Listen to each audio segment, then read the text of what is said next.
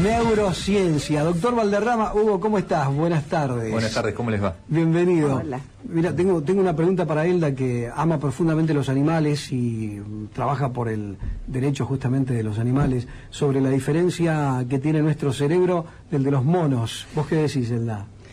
¿O preferís que hable el doctor? Sí, o sea, ya se está sabiendo que tienen un pequeño cuerpo mental también, ¿no? Pero sobre todo nosotros hablamos de el tema de lo emocional en los animales, que sabemos que tienen emociones al igual que los animales humanos. La pregunta es entonces, la diferencia que tiene nuestro cerebro del de los monos. Claro. Bueno, preguntárselo ya nos diferencia. Ya nos diferencia. Claro. Si estuviera un mono conduciendo el programa, no podría preguntarlo. No lo preguntaría. No lo preguntaría. No, estaría preocupado en sus cuestiones básicas y cómo llegar a cumplir esas necesidades básicas. A nosotros nos pasa lo mismo, pero cuando generalmente las cumplimos y salimos de las necesidades básicas, tenemos una capacidad de abstracción como para hacer esa pregunta. A ver, si vamos de la antropología y la biología, nos diferencia más que nada lo que está detrás de la frente, el lóbulo frontal. Claro.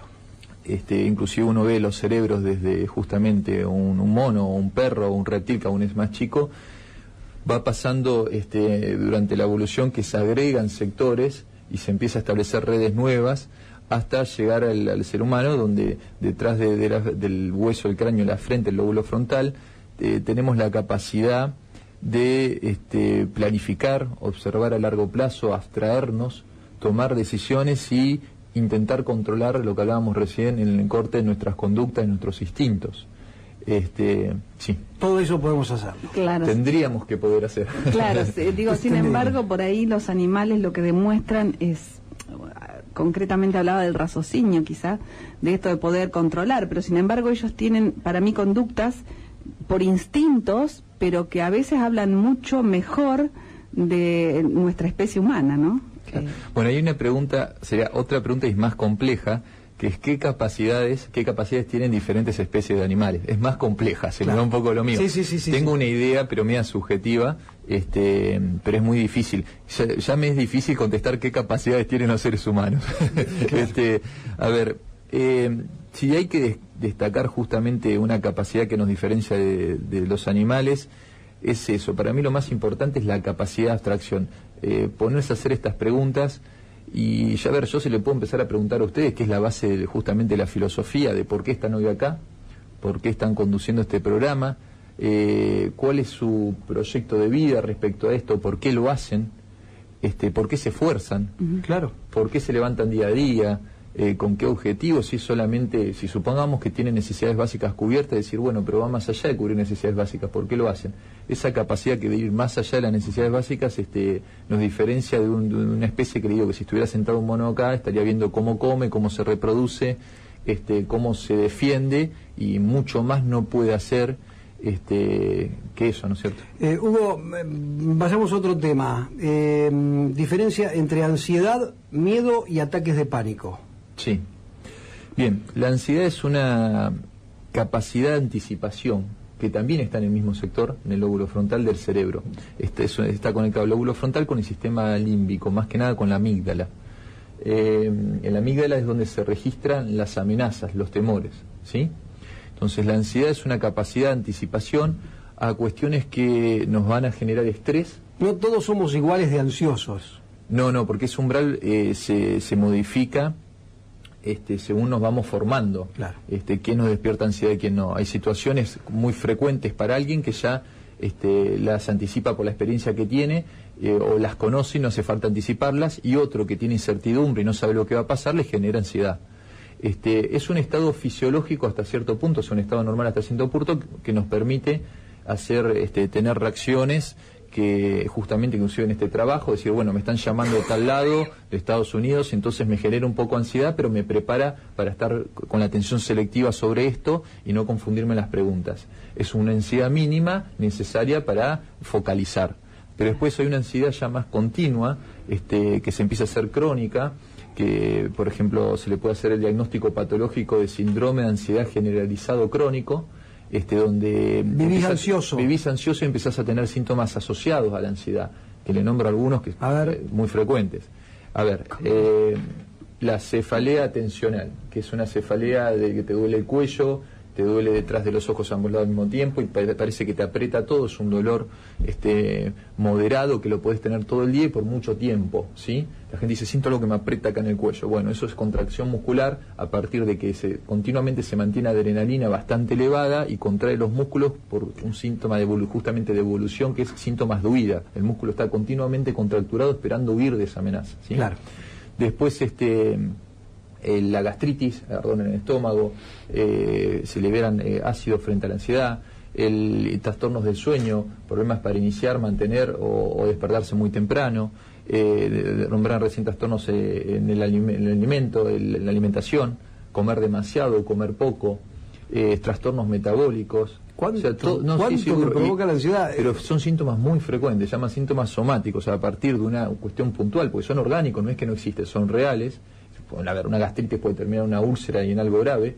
Pero ¿Y el miedo es algo parecido? La ansiedad, claro, después pasa. De ansiedad sería el estado de pánico, es el extremo, es cuando esa ansiedad se concentra en un momento agudo y ya la amenaza está muy cerca. Justamente depende de cuán tan cerca está esa amenaza. Que esa amenaza, ojo, que no es solamente exterior, puede ser una cuestión externa o interna. Hay cuestiones internas que nosotros percibimos como amenaza que quizás no lo son. Por eso viene lo subjetivo, o al revés. A veces no tenemos la capacidad de detectarlo, no nos genera ansiedad, pero tampoco nos preparamos. Entonces, puede ser también algo que dice, pero yo me pongo ansioso frente a algo que me va a generar felicidad. Sí, pero en general, si algo que te va a generar felicidad, por ejemplo, el nacimiento de un hijo, por algo estás ansioso, en realidad es porque tu cerebro está entendiendo que asociado a eso hay cuestiones que pueden llegar a ser estresantes. Bueno, no quiero demorarle más al doctor Hugo Valderrama para ir cerrando, fundamentalmente redondeando los temas de hoy, que han sido interesantes. Elda, ¿vos tenías alguna pregunta por allí o el doctor que redondee? Estábamos hablando un poco de ansiedad, un poco de miedo, claro, no, y un poco de ataques de pánico. Claro, simplemente esto de que a veces todo eso está en nuestra mente, es decir, no es real la amenaza externa, sino que está en nuestra mente o en nuestro cerebro. Es así. Y que si el miedo siempre está asociado a perder algo, o en muchas oportunidades es como que asociamos a la pérdida. Claro, no necesariamente. Puede estar como no. Decía, la base del miedo es justamente esa capacidad anticipatoria que tiene el ser humano frente a una amenaza, pero está más cerca que cuando me produce ansiedad. Cuando me produce ansiedad está un poco más lejos, no solamente en el espacio, sino en el tiempo. Lo veo más lejano, o veo más lejano que eso pueda pasar en las probabilidades, en la estadística. Eso es ansiedad. Cuando se acerca más, ya es miedo. Y cuando se acerca aún más y está enfrente, es ataque de pánico. O más que ataque de pánico, es pánico. Porque el ataque de pánico se le denomina en psiquiatría cuando hay un desborde adrenérgico, o sea, la adrenalina que se fue juntando mientras que teníamos ansiedad. Nosotros tenemos como un reservorio de esa adrenalina, se libera, baña el cerebro y se produce el ataque de pánico. ¿Y cómo darse cuenta para no llegar al pánico? Bueno, los síntomas que yo le decía somáticos son síntomas de ansiedad. Esto es lo que hablamos recién. Y ese estado permanente de alerta, de hiperalerta, que genera la ansiedad, porque cuando hay una amenaza cerca, el cuerpo se prepara, por eso libera adrenalina. Claro. A ver, vamos a poner un ejemplo típico de pánico, no por una cuestión supuestamente de la vida diaria, sino algo eventual. Si te están robando, uno entra en una situación de pánico, que no significa que pánico salga corriendo, sino que entras con una contractura muscular absoluta, palpitaciones, empieza a circular sangre a alta frecuencia por el cuerpo se prepara para correr y se llaman síntomas de huida. Y hay distintas formas de reaccionar, depende de lo que uno fue aprendiendo en la vida, o atacar, defenderse o huir, justamente, inclusive depende más de la cercanía, cuando está encima tuyo el problema, atacás.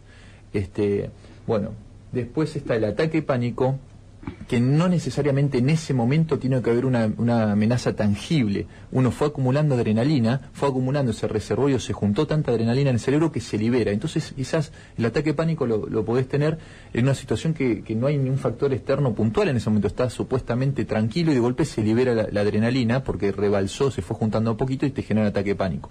Y tenés justamente todo lo que nombramos recién, palpitaciones, se llama sensación de muerte inminente, parece que te vas a morir, pero no te vas a morir, hay una opresión en el pecho, muy importante, contractura muscular, piroerección, se separan los pelitos del brazo, sudoración fría, la persona se pone pálida porque toda la circulación va al sistema muscular esquelético. Entonces, eso es un ataque de pánico, dura pocos minutos, después la adrenalina se degrada, no dura mucho y termina. Entonces, la diferencia entre ansiedad, miedo y pánico es cuál cerca tenemos esa situación de estrés o de amenaza, y después cómo la resolvemos es una cuestión más instintiva que puede estar o no manejada por justamente nuestro lóbulo frontal que hablábamos antes, ¿no? Intentar manejarla es lo ideal.